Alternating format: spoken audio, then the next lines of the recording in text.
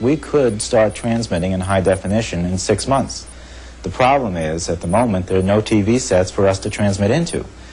Right now, the only companies making those sets are Japanese, which is why some in Congress warn that if the federal government doesn't take a more active role in developing HDTV, we could wind up losing that market just as we lost the VCR. The problem is that the United States government has, in fact, had blinders on, not only with regards to planning for the long term, but with regard to what our rivals are doing in exploiting the American market. In the 1970s, it was automobiles. In the 1980s, it was VCRs. In the 1990s, it's HDTV, where our foreign rivals targeted these very important central worldwide industries. And our industry, thinking short term, did not make the kind of investment that would make it possible for us to be on the playing field in a competitive way. In the 25 years that you have been working on HDTV, how much money has NHK spent? NHK has spent about 150 million US dollars.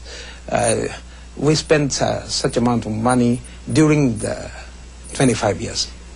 While NHK financed the basic research, Japanese corporations have invested heavily in HDTV, $750 million, with considerable assistance from their government. In Japan, the government sets industrial policy through its Ministry of International Trade and Industry, called MITI.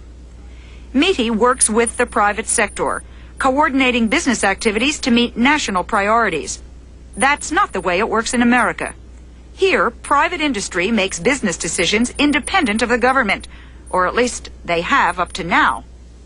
Lately, many in this country, including some in Congress, say we need a MITI in the United States. They are calling for a national industrial policy.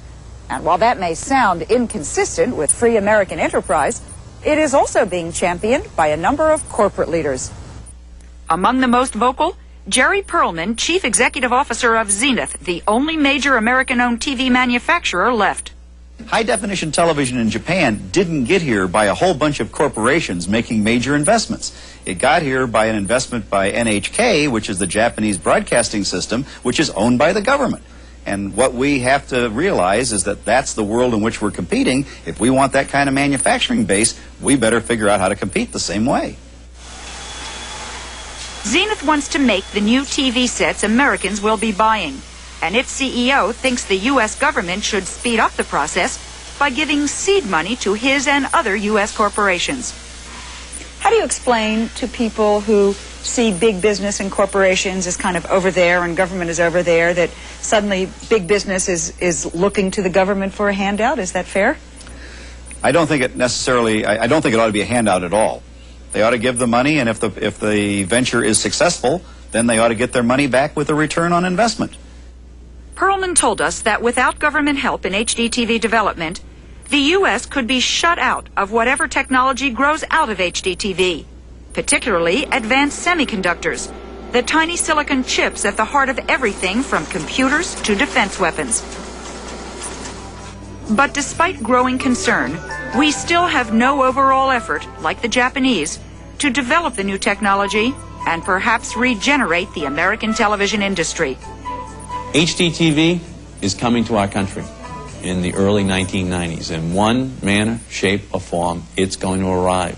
The only question is what role will the American government, the American people play in enjoying the benefits of that technology.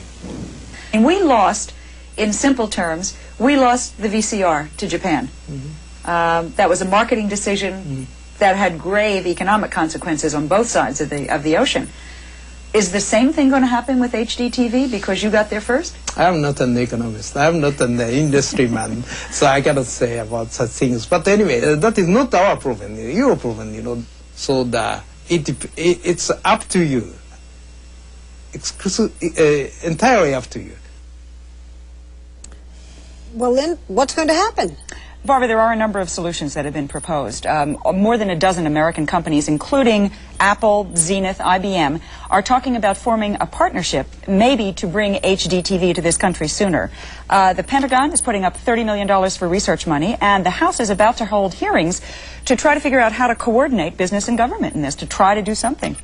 But even if all of these things happen, isn't it too late with the Japanese so far ahead? They are certainly far ahead of us, and it is true, as we said, that NHK is going to be doing regular transmissions in a year, and as many different things as we do in this country, we're still at least 2 years behind. Okay, but we can do something. Yes. Now, does that mean if it happens, we all have to throw out all our television sets? Basically, yes, if you want the better picture, but just the way you could keep your old black and white sets and get programs transmitted in color, but you got them in black and white, you can keep your set and get the HDTV transmissions when they happen, but you won't get the better picture. So you'll have the picture you have now. You'll have the terrible picture you supposedly have now. Just what you're seeing right now, right? We'll see. Thank you, Lyd. Boy, that's fascinating. Well, still ahead, where do you look for love? Well, these women help you find it in their Rolodex. Bob Brown reports it's just one of the tools of modern-day matchmakers. But next, can the best-selling sleeping pill make a person commit murder? Stone Phillips reports when sleep becomes a nightmare when 2020 continues.